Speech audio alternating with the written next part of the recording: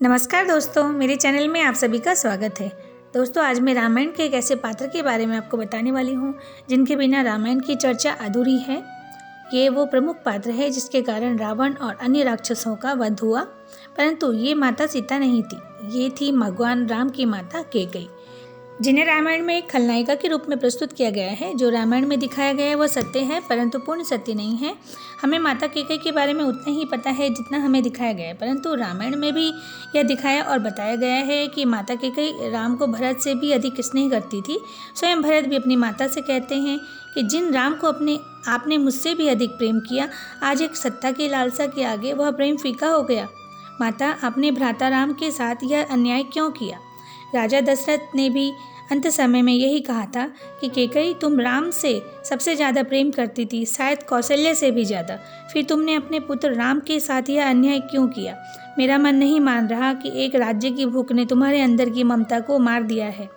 और स्वयं श्री राम जी ने भी माता कैकेयी को स्वयं की माता से भी अधिक स्नेह और सम्मान दिया। और जब भरत और लक्ष्मण ने माता कैकेयी के लिए अपशब्द कहे, तब श्री राम ने उन्हें फटकार लगाई और कहा, माता सदैव पूजनीय होती है, उनके प्रति इस तरह के वचनों का प्रयोग करना उचित नहीं है। एक माँ कभी भी अपने बच्चों का अहित नहीं कर सकती।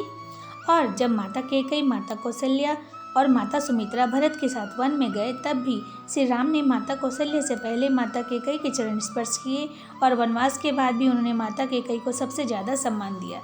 ऐसा क्यों था? ये सब बातें बताती हैं कि प्रभु श्री राम जानते थे कि माता कैकेयी ने यह सब क्यों किया है। रामायण में भी माता कैकेयी की नकारात्मक छवि ही सबको दिखाई गई है, परंतु माता कैकेयी ने ऐसा क्यों किया, इसके पीछे भी उनका राम के प्रति अथाह प्रेम ही था। आपने कभी सोचा कि माता कैकेयी ने राम के लिए 14 वर्ष का ही वनवास क्यों मांगा? माता कैकेयी के बारे में हम सभी को यही बात बताई गई है कि दासी मंथरा के बहकावे में आकर अपने पुत्र के लिए राज सत्ता के लोभ के कारण उन्होंने राम के लिए वनवास मांगा। हम सभी जानते हैं कि देवासुर संग्राम में माता कैकेयी ने राजा दशरथ का सारथी बनकर उनकी रक्षा की थी। इसी कारण राजा दशरथ ने उन्हें 2 वरदान मांगने को कहा था, परंतु माता कैकेयी ने उनसे कहा कि उचित समय आने पर वह 2 वर मांग लेंगी, और उन्होंने उन 2 वरदानों को भविष्य के लिए बचा कर रखा। उन्होंने ऐसा क्यों किया? वो चाहती तो उसी समय अपने पुत्रों के लिए राज्य मांग सकती थी और राजा दशरथ को वर देने भी पड़ते, परंतु उन्होंने ऐसा नहीं किया क्योंकि माता कैकेयी को अयोध्या का भविष्य क्या था इस बारे में जानकारी थी, जिसके कारण अयोध्या का बहुत बड़ा अहित होने वाला था। आइए जानते हैं कि वह कारण क्या है। दरअसल माता कैकेयी राजा अश्वपति की बेटी थी। राजा अश्वपति के राजपुरोहित श्रवण कुमार के पिता रत्न ऋषि थे।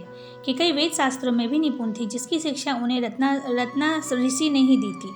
उन्होंने कैकेयी को बताया था कि राजा दशरथ की मृत्यु के 14 वर्ष तक अगर अयोध्या की राज सिंहासन पर उनका कोई भी पुत्र शासन करेगा और राजा बनेगा तो उसकी भी मृत्यु हो जाएगी और रघुवंश का सर्वनाश हो जाएगा। ये वो सत्य था जिसका ज्ञान माता कैकेयी को विवाह से पूर्व ही हो गया था, और उन्हें राजा दशरथ की मृत्यु कैसे होगी ये भी ज्ञात था।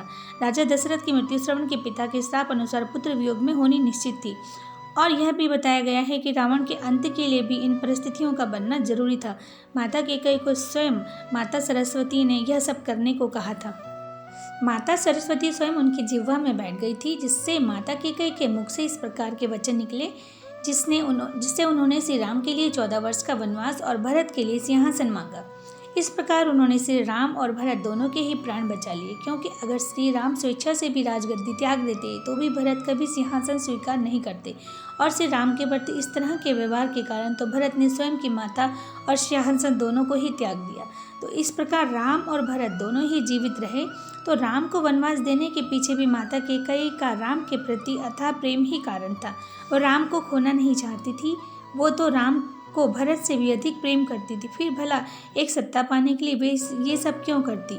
वे पहले से ही जानती थी कि राम ही अयोध्या के राजा होंगे।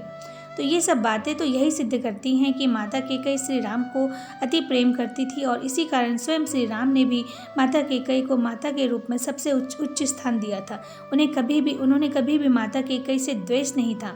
अभी तो उन्होंने भरत को भी यही समझाया कि तुम सोच भी कैसे सकते हो कि माता कैकेयी मेरा अहित कर सकती हैं। मैं उनका सबसे प्रिय पुत्र हूँ, और एक माता अपने पुत्रों का अहित कभी नहीं कर सकती।